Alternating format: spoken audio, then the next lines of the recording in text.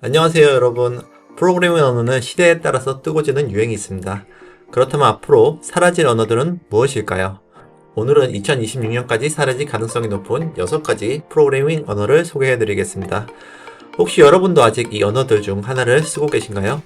첫 번째로 펄, 레거시의 상징입니다. 한때 시스템 관리자의 친구였던 펄은 정규 표현식과 텍스트 처리에 강력한 기능을 제공했지만 지금은 파이썬에게 거의 완전히 자리를 내주었습니다.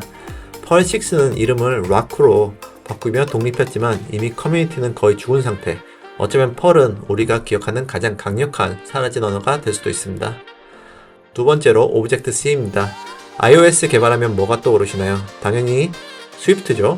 하지만 불과 10년 전까지만 하더라도 오브젝트-C가 주류였습니다. 애플이 스위프트를 밀면서 오브젝트-C는 점점 과거의 유산으로 남고 있습니다. 코드베이스가 남아있는 기업들만 유지보수용으로 쓰고 있을 뿐 신규 개발에서는 거의 사용하고 있지 않습니다. 세 번째로 코볼입니다.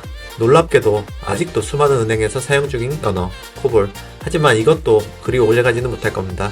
주니어 개발자는 코볼을 배우기 싫어하고 기존 개발자는 점점 은퇴하고 있기 때문이죠.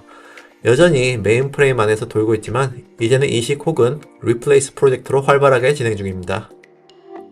네 번째로 비주얼 베이직입니다. 헬로 월드를 처음 찍어본 분들 중에 비주얼 베이직 기억하시는 분은 있죠? 하지만 마이크로소프트는 이미 비주얼 베이직 닷넷을 사실상 버렸습니다. C샵과 닷넷 코어 그리고 타입스크립트가 등장하면서 비주얼 베이직은 점점 잊혀지고 있습니다. 마이크로소프트 공식 블로그에서도 비주얼 베이직은 유지보수만 한다고 명시되어 있죠. 한마디로 사라질 준비 단계입니다. 다섯 번째, 하스켈입니다. 수학적 우아함과 함수형 패러다임의 대명사, 하스켈. 아카데믹 세계에서는 여전히 인기가 있지만 산업 현장에서는 거의 보이지 않죠. 하스켈을 쓸 정도로 복잡한 문제는 드물고 러스트와 스칼라가 그 자리를 차지하고 있습니다. 매니악한 커뮤니티를 제외하면 하스켈은 점점 자리를 잃고 있습니다. 자, 마지막으로 루비입니다. 루비 하면 뭐가 떠오르시나요? 당연히 루비 온 레일스입니다. 하지만 문제는 바로 이겁니다. 레일스 없이는 루비가 존재감을 잃었다는 것.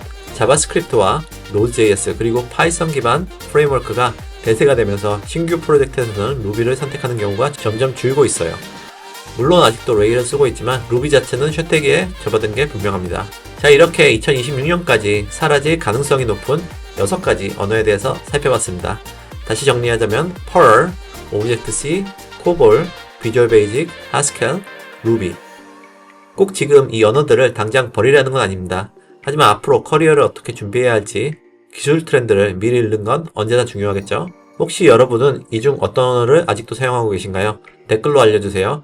그리고 도움이 되셨다면 좋아요와 구독도 부탁드리겠습니다. 그럼 다음에 뵐게요.